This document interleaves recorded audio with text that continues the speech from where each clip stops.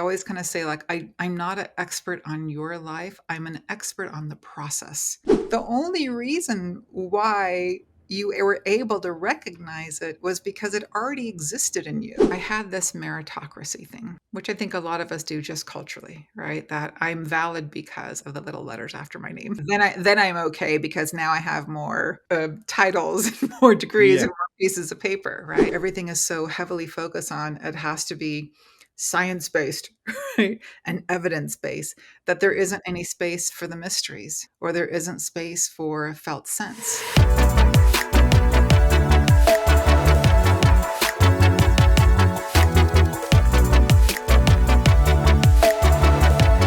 Welcome to episode 56 of Super States, Practices of Transformation with me, your host, Joshua Peters. Super States explores the overlap of using trance states to access both personal or professional growth. And in each episode, we talk to world-class experts, industry leaders, and revolutionary thinkers who share with us the latest information, tools, along with their own personal stories, inspiring us on our own journeys. Make sure to subscribe to the podcast through your favorite podcast host, or you can subscribe on YouTube. That way you'll stay up to date with new episodes. If you enjoy the show, two things. Either give me a 5-star review to help the show grow, or share the episode with a friend, someone who you feel would enjoy the episode. Today, my guest is Sabrina Santa Clara. Sabrina is a seasoned healer. She's got a diverse background in massage therapy, yoga, meditation, psychotherapy. Known as a spiritual doula, Sabrina integrates shamanic practices and altered states of consciousness into her work, helping people navigate their healing journeys by accessing these deeper mystical spaces. We are about to dive deep into spirituality and psychotherapy with Sabrina Santa Clara.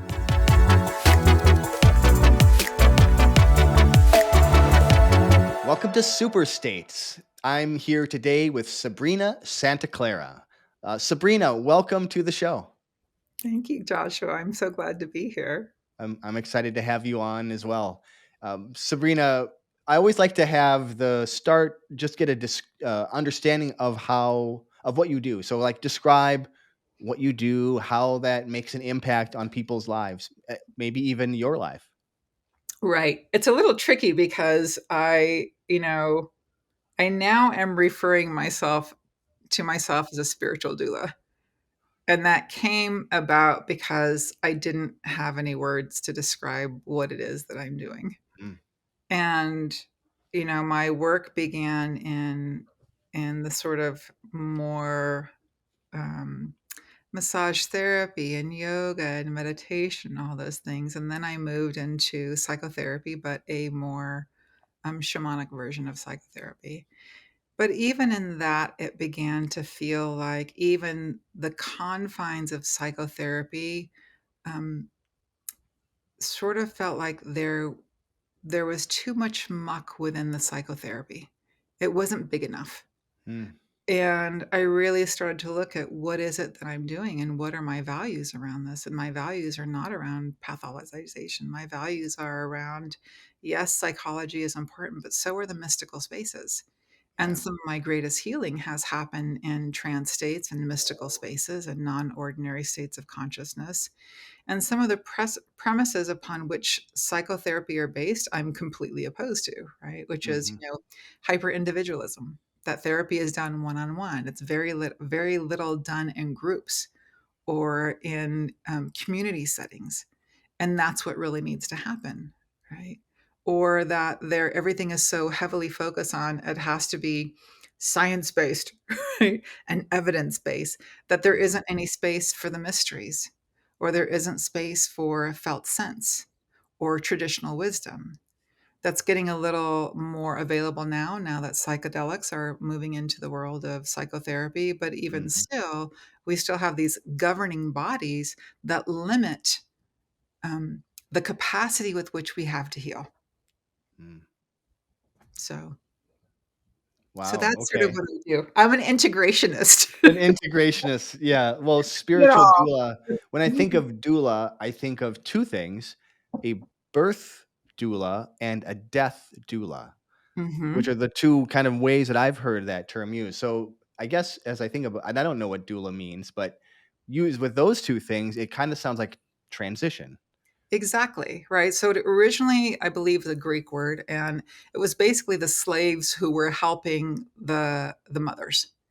And Okay. as we use it now in the United States, right, it's more the attending to the mother and the psychosocial, emotional state of the mother in the birthing process. And the same thing with death, right? We're attending to the transitionary, we're assisting in the transition, Mm-hmm. right? And it's like I'm not the one gestating. I'm not the one giving birth. I'm the one that helps the transition. Mm. And that's really where it feels like my job is. I am not the shaman. I am not the psychotherapist. I'm not the healer. I am the one that helps the person find their own healing path. Yeah. So I always kind of say, like, I'm not an expert on your life. I'm an expert on the process. I know the territory, right? And Yeah. that is one of my other really main values is that we as healers, therapists, whatever we want to call ourselves, need to step back from being the orchestrators.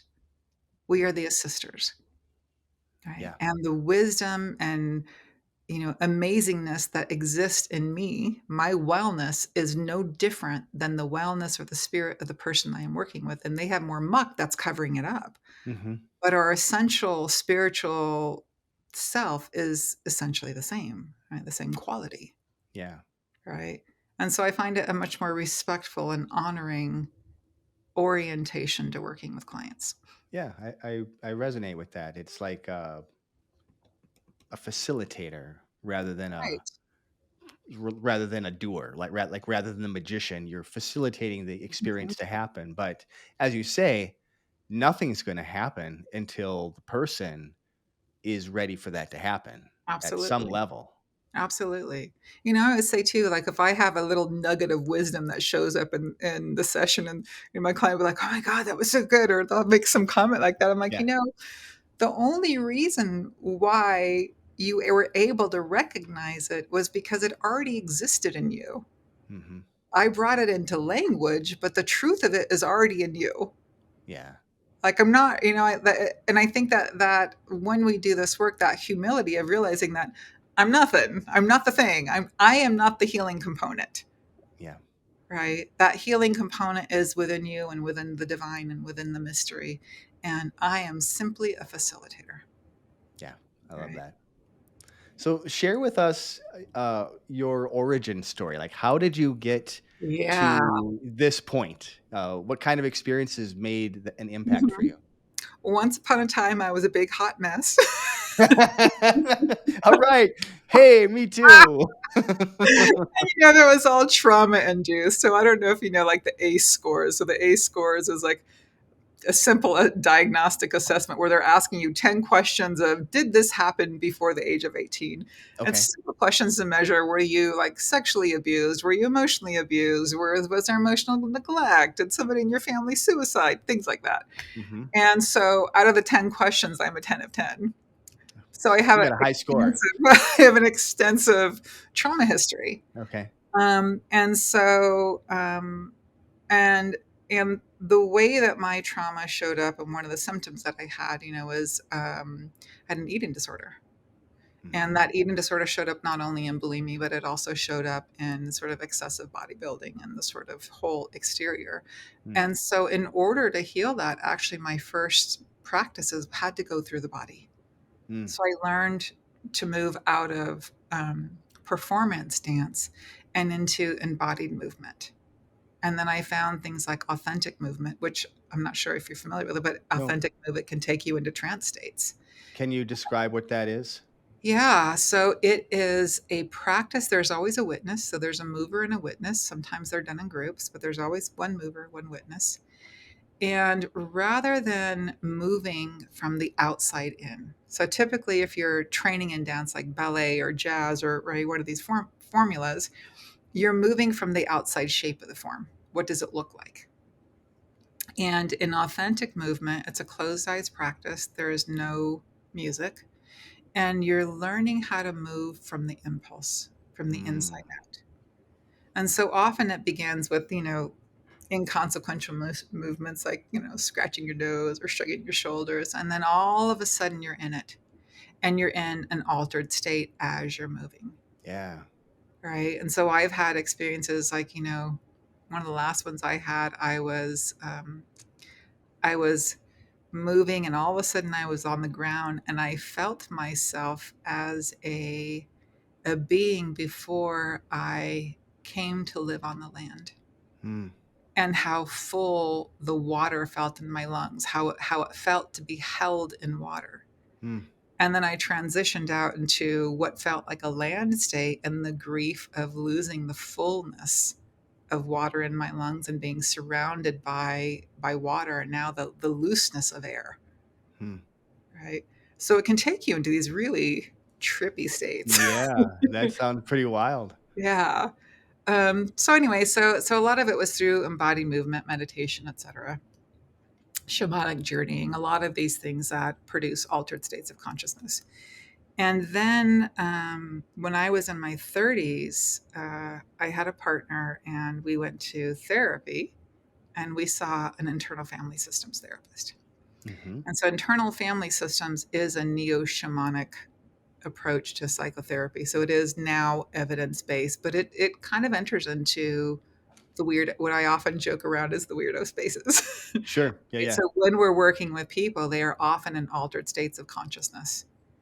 Um, and we'll go kind of maybe go more into that later, but that's what actually made me go back and go, oh, this is really phenomenal. I need to get trained in this. So I began working using IFS with body work. I was a massage therapist at the time. And at some point, I was delving into realms where I was like, oh, you're really delving into deep psychotherapy and trauma. You probably need to get trained. So I Hmm. went to Naropa and did my master's in dance movement therapy and body psychotherapy, and continued doing my, altered states of consciousness things. Hmm. And then at some point, I was living in Las Vegas. And in Las Vegas, unlike here where I live in Boulder, because of Naropa, we have a lot of holistic psychotherapists and healers doing all kinds of um, non traditional healing methods. Whereas in Okay. Las Vegas, not so much. Hmm. So I was a Sure. big fish in a small pond there. Okay. And someone was taking people on psychedelic journeys that they were not prepared for. So there wasn't a Hmm. lot of preparation in that. And so, because I was really the only spiritual therapist in town, I was getting a lot of people who were having what we would call an ontological crisis, or having memories, or having psychotic breaks.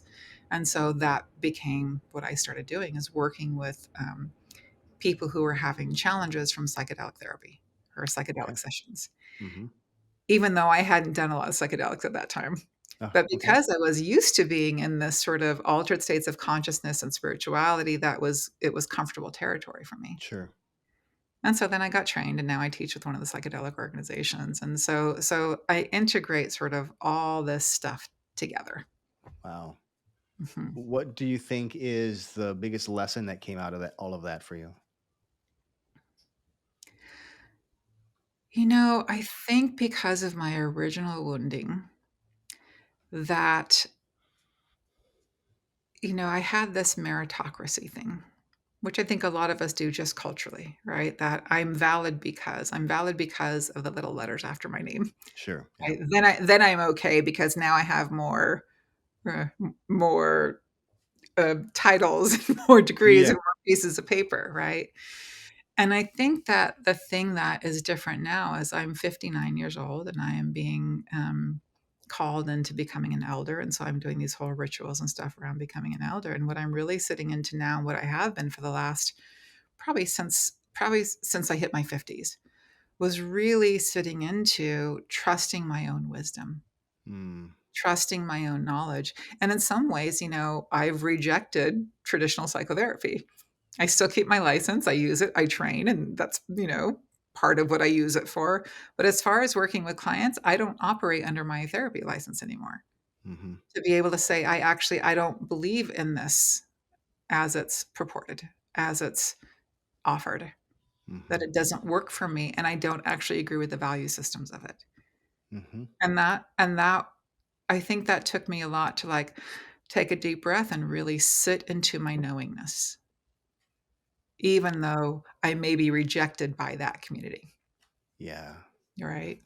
That's a that's really powerful to be Mhm. able to tap into that. And as somebody in their 50s too, I can feel that like sense of it's okay. You know some things Right. and you can trust that. But it's hard. It's hard to be able to let go enough to trust. Right. And it's an act of courage, Yeah. right? And to really, I feel like, there's every age has a different stage, and that's different for a lot of us, but there are some generalizations. Like in our 20s, we're just trying to figure out who the heck we are, Right. right? In our 30s, we're like, I thought I was going to be an adult in my 30s, and I'm still trying to figure it out, right? And your 40s, you're kind of like sitting a little bit more in your seat, or you're having the reality check of what the heck did I do with my life, and I need to change it. Yeah. But I really feel like this era, the 50s era, is for me is like I would love my 30-year-old body back. She was hot. But I love my me now. I Mm, love my knowingness. I love being able to sit into, yes, I know this and I'm open to this, and to not be too tight about any of it. mhm. Right. Yeah. So you've done a lot of like you've kind of been a healer for most of your career, it sounds like. Then Hmm. what would you say is, and I know it's been different modalities, right? You started out with movement, Hmm. what, and now you're doing the spiritual, you're a spiritual doula as you Right. describe yourself. Hmm. So what would you say has changed the most from where you started to where you are now? Give me a minute. I want to sit with that for a second. Yeah. Figure you can always edit this part out if it gets too long. um, so I think what has changed the most has been that one piece that I just named, right? That my knowingness. Hmm. That's an important component. The other component, I think, when I was younger, well, I had these sort of expanded states of consciousness. I don't know that I really know how to integrate them and make them a part of my day to day life. Whereas now I feel held in a mystical sort of environment. So I feel held. I have guides that I work with and Hmm. that are with me, right? And that are part of how I live my life and how I work with my clients. And so I don't feel like I'm obligated to have this brain on a stick trying to figure everything out, right? That instead I have more full presence Mm. because I'm more present with me, because Yeah. I'm more full, right? And so I think that when I was younger, there was more of a doing quality, more of an efforting quality. Whereas now I don't effort at all. I'm just in the space. Mm. In fact, that's one of the things when I'm working with, I do a lot of coaching and counseling for other therapists and healers. And that's often the thing that I'm working with them with is when they are doing therapy or doing their healing, right? From a self-like part, from a part that looks like your grounded self, but in essence is an efforting part. Sure. And when we can actually sit into our full presence, it doesn't there's no efforting involved. There's just beingness and being in relationship. And Yeah. because of that, the sessions go much more smoother and they're much more profound. In IFS, we talk about, IFS has this concept, what they call self. Other traditions call it Atman or soul or spirit or, awake awareness or isness. We all have a different language for that bigger something. Hmm. IFS uses the word self. And they say that, self cultivates self and parts cultivate parts. So if I am in a managing part or a therapist part, I'm going to cultivate a different part in the person. Versus if I am in my awake awareness, if am in my isness, if I am in my most grounded state, that calls towards the other person. Mm. and invites them into the space. It's like, it's the Mm. same thing when you're out at a social gathering, right? And when somebody's got a presentation stuff and you're just doing the social thing and it's completely unrewarding. You're just doing the social. And then when somebody's really real, right, when you can really feel them, you Yeah. get real. And there's a something that happens in that space, right? What I often call God space. For me, God is not an external thing. It's not a controlling being. It's an experience. It's a felt sense, Hmm. or as I call it, Godness, right? And so it's not rocket science, right? We all kind of know this inherently, you know?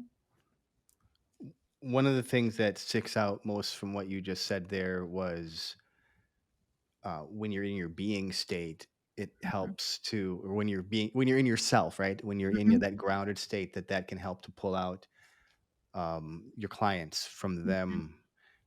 And that sounds like just being like present. Oh, I mean, Right. ultimately, right? That is just Absolutely. with you, with them, with the moment. Right. And that's where the healing modality is. It's not about IFS. It's not about, whatever methodology you're using. It's really about helping that person tap into their own inner healing, Yeah, their own isness, their own Atman, their own knowingness. Right. And I can't do that if I don't know mine. yeah, yeah. Right.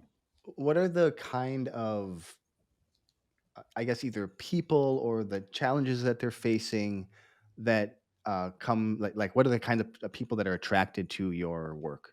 Right. I don't work with people with high acuity anymore, primarily because my schedule is too busy. So I don't work with people, who, for example, who are extremely suicidal. Hmm. I just don't have the kind of attendance to be able to give that kind of person.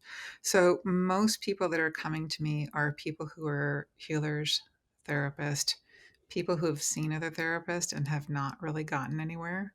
Hmm. Um, People who are already on a spiritual path and know that traditional psychotherapy doesn't work for them, Hmm. right? That really want to expand into um, other states of being, right? And so I'm connected to various communities like the non-dual community, or I'm connected to shamanic communities or Native Hmm. American communities, right? Okay. And so those are kind of the places where people tend to find me. So I don't advertise, mostly at this point, it's word of mouth. Okay. Mhm. And so when they come to you, are they do they know what you're going to do, or do they have some kind of misconceptions around what They may your not practice is? know what I'm going to do. It depends on where they come from. Like if it's somebody who comes from the IFS community, they know I do IFS. They know I'm an elder in the IFS community. They know I gear more towards spirituality, but they may not know the details, right? Um, but usually people are finding me because they want something different, right? Yeah. And I think that because I have that blend, I have the underpinnings of psychotherapy, which is not, we don't want to throw the baby out with the bathwater, right? Hmm. Right? That's important material too, but it's not everything, right? And because the inherent imbalance between therapist and client, that inherent hierarchical thing, right? It limits how much healing can be there. If someone was working with you, what would a session look like? It changes a lot from session to session, to be fair, right? So I do psychedelic therapy. So sometimes we're doing psychedelic therapy or psychedelic integration work. Sometimes we're integrating energy work. Sometimes we're working with guides and spirits. Sometimes we're working with what IFS calls unattached burdens, what another tradition might call entities or possessions. Okay. Right. So in this particular model, we understand that most of what we're working with is sort of subpersonalities, and there are times when something gets in, Mm. right? And there's a great guy out there. His name is Robert Falconer, and he just wrote a book coming from the IFS lens, but I believe he's either a sociologist or he might be a sociologist as well. So he's done tons of research, and he looks at this idea of entities or possessions or Hmm. disembodied beings or whatever that gets attached. And so it is by far one of the best books I've read in the past 10 years. It's just Mhm. chock full of information. But he uses this phrase that I really love. And he said, that whether or not you believe these things to be true, that we know the treatment of this in the United States, which is really to call it things like schizophrenia and throw people in a hospital and drug them, has horrible outcomes. Mhm. And when you're working with tribal communities or other cultures that orient to these as disembodied entities or spirits or etc., that the outcome is better. And so he calls his approach radical pragmatism. You don't have to believe in it. Does it work?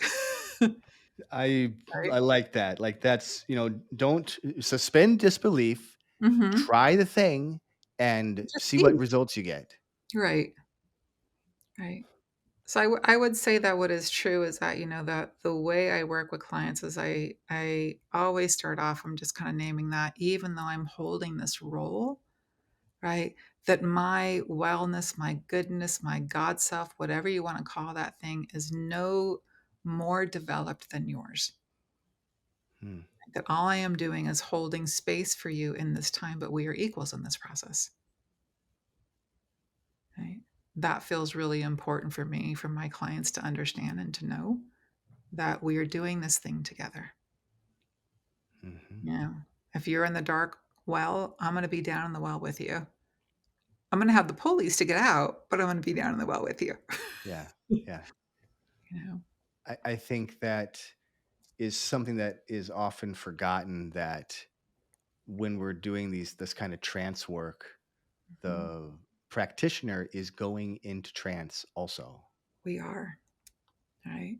And we, that I feel like one of the gifts of a trance worker, right, is that we can move in between worlds, Hmm. right? I think of it almost like the infinity symbol, right? Yeah. That one of the things I'm really good at, having grown up bicultural, being bisexual, having this like understanding of what it's like to live in between worlds, means it's been a natural state for me to move in between worlds, Hmm. right? And so that's in some ways what I'm helping to teach my clients as well. Is like, yes, when you're in the trance state, there are a lot of healing happens in that state. And then how do we translate it? Yeah. Right. And even in the world of like psychedelics, people often, the whole hoorah rah now about psychedelics is right, like do psychedelics and you'll be healed. Right. Right. And the reality is it's a doorway. And there are lots of doorways. And Hmm. it's also a doorway that takes a whole day and a day to recover and Yeah. some more time to recover. Right. Yeah. And so those are great and they can have profound impacts, but also you could do some shamanic journeying in an hour.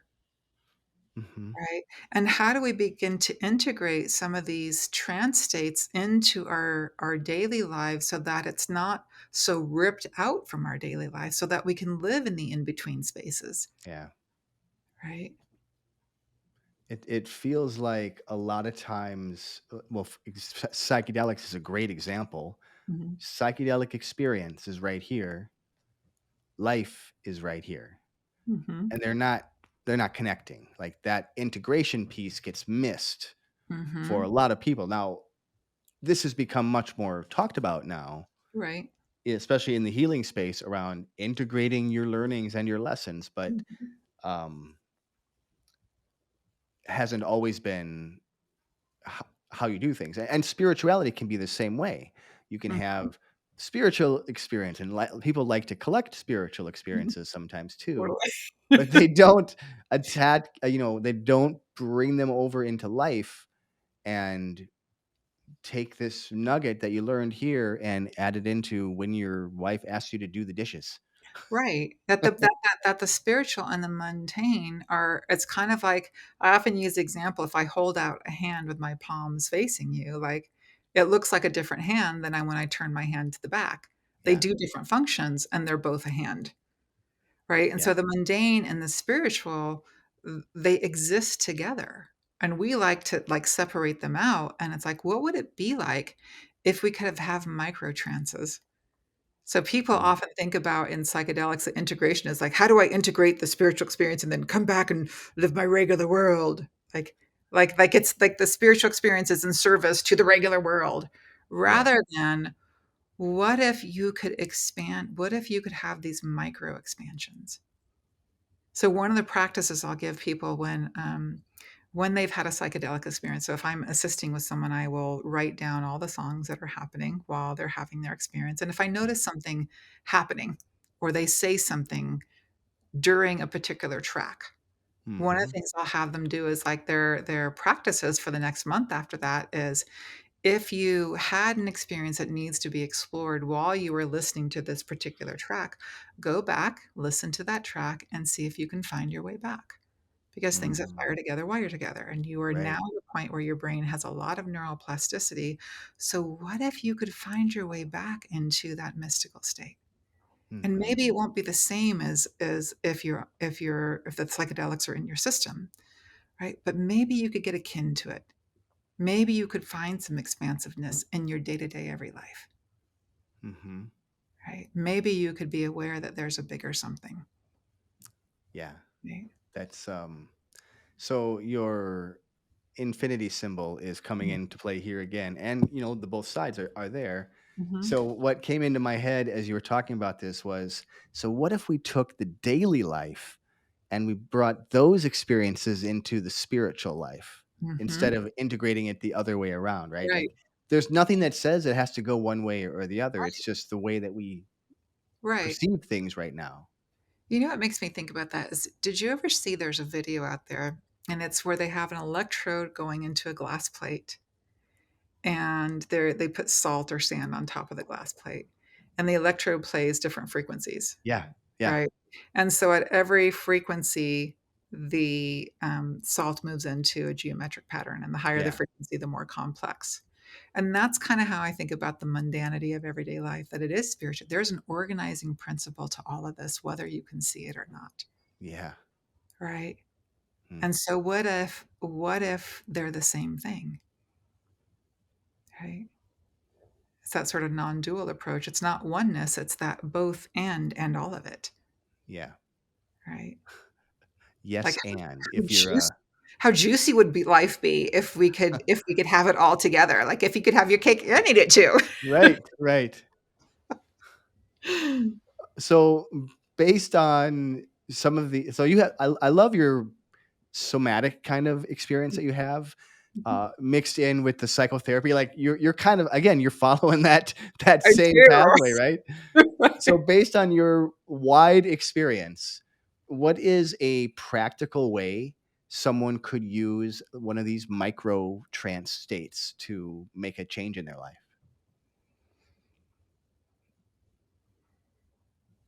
I find that one of the gifts of the micro trance states, or really psychedelic in that, is there is in order to be in these states, we have to enter in a place of softness and surrender, Hmm. right? Like, I've taken psychedelics my first few times, and nothing happened because I wasn't open. Right. Yeah, you Right, can shut it and so down. I can shut it down, or when I've been in a group journey with someone and someone's freaking out, my system knows how to take the medicine out in order to attend to the other person, Uh-huh. right? And so, hold a second, I just lost my train of thought for a moment. So this piece around, these micro trance states is really about, how do we live in softer relationship to our worlds? How do we live in a more surrendered state? How do we live in less of the black or white? Right? It's almost like, so one of the practices that I do is called Buto, and it's a movement form in Okay. which you're in trance states. And one of the things that you do is you sort of unfocus your eyes. Hmm. You go into sort of this other state. Yeah. That's kind of what we're trying to do with our minds, Hmm. is to not have them be quite so grabby. Mm. And if we could allow these micro trance states to manage us through when we're washing the dishes or standing in line. Like, as soon as we start having our opinions, as soon as we start doing that, we start getting really rigid, Hmm. right? But if we can leave that soft, luminous state open when we're in the everyday mundanity of life, it gets a lot more interesting and a lot more juicy Yeah. and a lot more enjoyable. And we make more connections because we're not trapped by our own opinions and our own black or white thinking. Mm. Right? Boy, that's a radical departure from what you see in the media and consensual reality for the most part. Right. And both. Like there are times when we need to do our accounting. Right? I'm not going to be in the luminous state when I'm doing my accounting. I need my accounting. Do you know what I mean? I need to Yeah, be numbers focused, right? right. Right. But then after the accounting, right? Or when I'm in line or am I, gardening? What if, Yeah. I right? guess what I'm hearing is like a looseness, almost Yeah. like a flow state, right? Flow is a perfect example of that Mhm. surrender, Right. but it's not total surrender. It's allowing. Right. It's the I think about it oftentimes as most of our lives we're living with a grasped palm. We're grabbing Mm. onto things, Hmm. right? Whereas if we live with palms up, sort of just in this sort of availability, Mm. it's That- so much easier. mm. It feels to me like every meditation practice, like we're all trying to get to the state, right? And the efforting that one like takes to get to the state. And once we realize like the state is always here, it's always accessible, we realize like, oh, it's the easiest thing in the world. And so that's in some ways what I'm teaching people is how do we get to like it's actually once we get beyond the muck, the switch is actually the easiest thing in the world. Yeah. But it's the hardest for us because we grab so hard. And all the muck is there. Right. I mean, Yeah. you think about it like me climbing a rope, how much effort it would take to climb the rope because I'm grabbing, grabbing, grabbing versus if you just let go, right? And that's mostly what we're trying to get to, right? And what is required when we get into these luminous states and these trance states is like let go. Yeah. And if we could just do that in daily life, just learn how to let go, my God, it'd be so much easier. We'd be so happier and more gentle with each other, Yeah. you know? So let's say someone is really interested in starting to explore some of these ideas that you're talking about here. Is there anything they need to be aware of, like any kind of preparation they need to do, or anything like that? Say that again? I guess what I'm looking for is, are there any challenges that can come up that someone might want to be aware of before delving into this idea of using these altered states? Yeah. Well, from a psychology perspective, there is a developmental thing, right? And the developmental thing is you kind of have to have a grounded sense of self before you let go of the self. Hmm. If you don't have a grounded sense of self and you let go, that's when you kind of get personality disorders. Okay. You get a little lost, Hmm. right? So the way that I came about it was through, grounded practices first. Right. And so I think there's something to say for finding ground and embodied meditation. My practices that I teach most people in the beginning stage is embodied meditations. Right. There are some really simple tools for helping people to come home into their grounded state. And then from there we move out into expansive states. Okay. Right. Can you give an example of an embodied meditation? Would you like me to do a little meditation right now? Yeah. Yeah. Okay, let's do it. All Okay. right. So let's you and I both kind of close our eyes or lower our gaze. And just becoming aware of breath.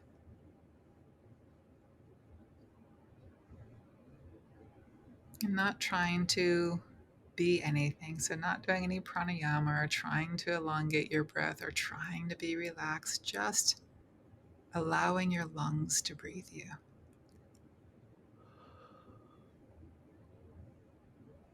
Another way of thinking about it is allowing your lungs to get all the air they need. Your body knows how to do it just right. And every moment of every day, your lungs are breathing fine without you. So we're just softening to get out of the way so that the lungs can get all the air they need.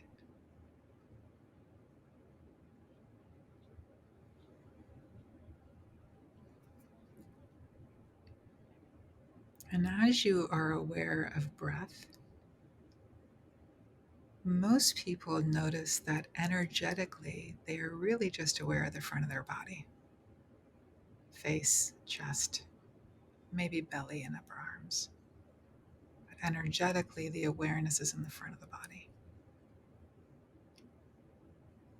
And so, even though you are sitting vertically, imagine that energetically you are horizontal, and that energetic awareness in the front of your body begins to pool into the back of your body. So, becoming aware of the breadth of the back of the shoulders, the whole expanse of the back of the neck, even maybe reaching back a little bit with the back of the neck, the entire back of the head. So that even the back of the head just infinitesimally reaches in towards the back space and up a tiny bit.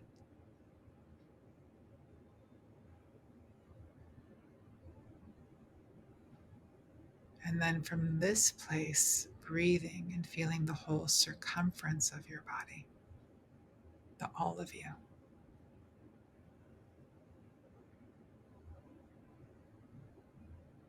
And just noticing what it feels like to be you right now.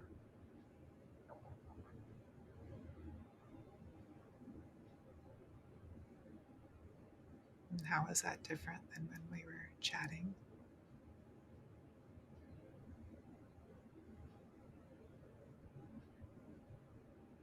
And opening your eyes and coming back into our space together.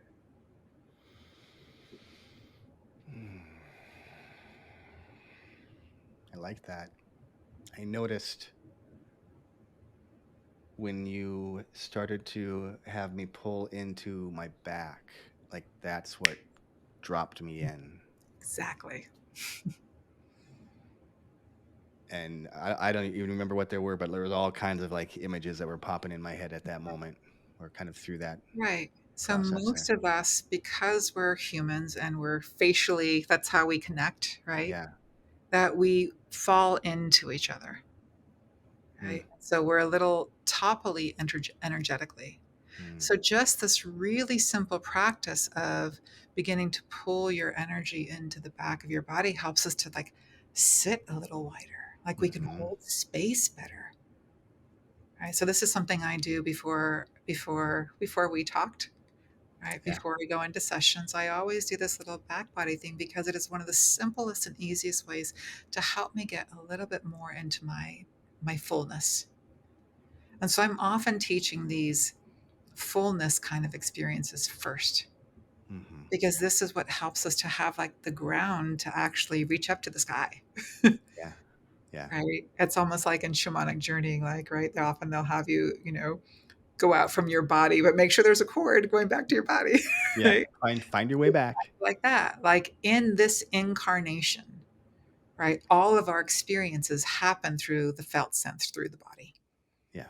And maybe when we're no longer, when presuming when we're no longer incorporeal, that we can have all these, spacious experiences, but they exist in this incarnation through the body. Right. And so to have the root and the ground of the body helps us to hold the bigness of these altered, expanded states, which can be a lot sometimes. Yeah. Right? Yeah. Sabrina, what's getting you excited about the future of trance and altered states? What I'm really interested right now in is in part because I'm in the psychedelic world, right? But Hmm. also looking at what I'm doing and the work that I'm doing and looking at what's happening culturally, right? So my orientation that Psychotherapy is not big enough to address the cultural wounds that we have, right? And so I am more passionate about how do we come together as a community. Like, I feel very strongly that we have got to come back to tribe. We have Mm-hmm. got to come back to usness if Mm. we're going to survive this next era that we're coming into. Yeah. We need to come back to the us. And that means that we need groups that know how to hold space with each other. Mm-hmm. So right now I'm developing a training program with another friend of mine that is all geared towards psychedelic groups, Mm. right? Not just the psychedelic part, right, of the actual experience, but also how do we actually make a commitment to each other? How do we meet each other? How do we take turns holding space for each other? How do we do that for an extended period and then go out and pass it on? Mm-hmm. Because as much as I love the work that I do, a psychedelic session, if you're paying somebody privately, you're paying the full rate. My rates are 250 an hour, 6 hours, that's $1,500. Mm-hmm. That's a lot of money. Now, obviously, for my clients, they can afford it. Great. I'm going to Robin Hood it, right? Uh-huh. Yep. It's not sustainable for the general population. Sure. So we Yeah. have got to come up with a better and different model that includes the wisdom of psychotherapy and shamanism and energy and sort of all these ways of healing that create a safe container, but actually put it back into the hands of the people. Mm-hmm. Right. And that we will always need professionals, but there will never be enough therapists. There will never be enough healers for the wounding that our culture is creating. Yeah. And so we have to go bigger and start thinking about how do we actually heal the wounding while also creating a different culture. And even if it doesn't change a larger culture, we need microcultures. Yeah. Something's got to shift. Yeah. Right. Community is vital, and that Right. ability to hold space, that alone is healing when you're in a space Right. that's open like that. And especially when you're in these altered states or whether in your psychedelics, the vulnerability that's there. Mm-hmm. I look at it as, therapy is one component. It's the internal, right? It's the internal healing, the self departs, right?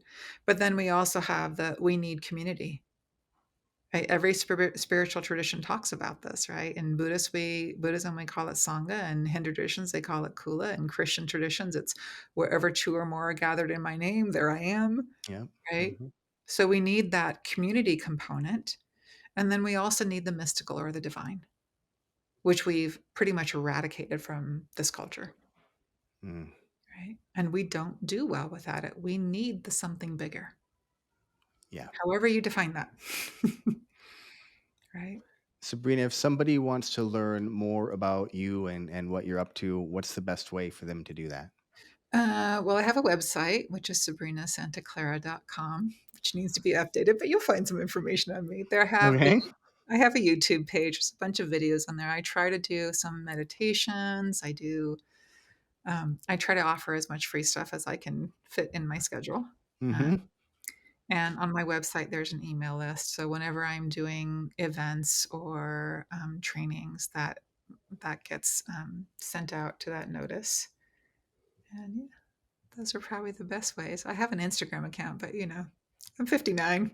Hey, I don't I think hear it's used when I hire an assistant to do it. exactly. And so I'll make sure that all those links get put on the show notes so it's easy for people to find you. And what's the one thing that you want the listeners or the audience to leave with today? Hope. Hope that you have the capacity to enter into your full self, and that you are not supposed to do this alone. None of us Mm, are. We're not equipped for it, right? That your wounding is not yours, it's ours. mm, If I always say, like, if women have body issues in the United States, well, 90% of us do. It's not yours, it's ours. mm, Our depression is ours, our anxiety is ours, our, suffering is ours. And we have to come back to community. And it's okay and right to do that. beautiful.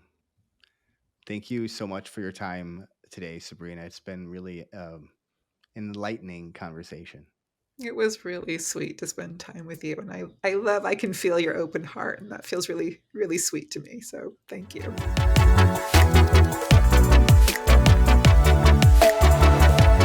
Hey there, if you feel like something holds you back from reaching your true potential, listen up. I've got something incredible to share with you. I'm offering a free 7-day email program that helps you break through those blocks to get to the unshakable confidence and success that you deserve. Imagine starting each day with a clear mind, a strong sense of purpose, and the confidence to go after whatever it is that you truly want. This program guides you through a powerful process to uncover and then eliminate the root causes of your limitations. You receive daily emails with practical steps, immersive audio exercises, and techniques that help you rewrite your personal story. As your expert coach, I am there to support you every step of the way. Now, people have used this program to remove old triggers and create a new empowering mindset, or others have used it to remove resistance to taking certain actions. You can have these same kind of results or something different. If you feel ready to break free from what holds you back, the fears, the worries, the anxieties, those old patterns, whatever they are, and you're ready to embrace a life of confidence and fulfillment, go to xfactorhypnosis.com/transform. It's completely free and you gain a more empowered you. You can use the link in the show notes or just type xfactorhypnosis.com/transform into your favorite browser. Thanks for listening. And remember, stay curious, keep growing, and embrace your transformation.